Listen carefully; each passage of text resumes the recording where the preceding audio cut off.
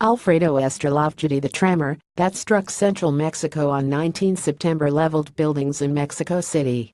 A magnitude 7.1 earthquake struck central Mexico on 19 September, killing more than 100 people and reducing buildings to rubble in the states of Puebla, Morelos, and Guerrero, as well as Mexico City.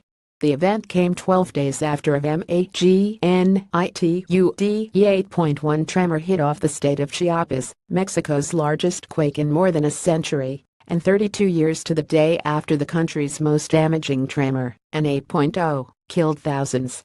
Like the recent Chiapas quake, the 19 September tremor struck in the middle of the Cocos geological plate, rather than along its edge, where it begins its plunge beneath the North American plate. Mexico's National Seismological Service placed the epicenter of the quake at a depth of 57 kilometers, near the border of the states of Puebla and Morelos, and about 120 kilometers from Mexico City. The earthquake occurred on a normal fault, in which one part of Earth's crust moves higher than land on the other side. Whether the 7 September and 19 September quakes are linked, and if so, how, remains to be seen. They are too far apart, about 650 kilometers, for the second one to be considered an aftershock of the first. Searching for clues. Big earthquakes can increase the long-term risk of seismic activity nearby by transferring stress within the Earth's crust to adjacent geological faults. But that sort of static stresses transfer usually happens only within a radius equal to about 3 to 4 times the length of the original fault's rupture, says Gavin Hayes, a seismologist at the U.S. Geological Survey in Golden, Colorado.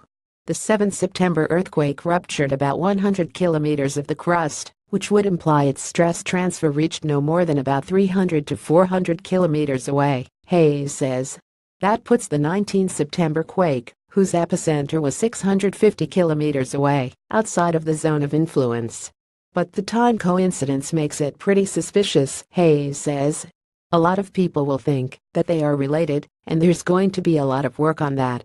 Another possibility is that the 19 September quake is an example of dynamic triggering, in which seismic waves rippling outward from one quake affect faults much more quickly and at much larger distances than in static stress transfer.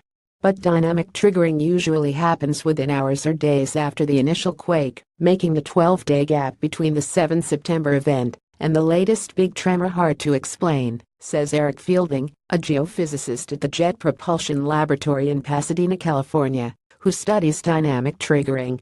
Shifting ground. His team has been analyzing satellite radar images of the landscape around the 7 September quake, looking for changes in ground level that indicate which parts of the landscape have uplifted and which have dropped down as a result of that event.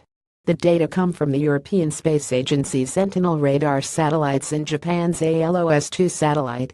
Fielding's team will be looking for similar information in the coming days from the 19 September quake.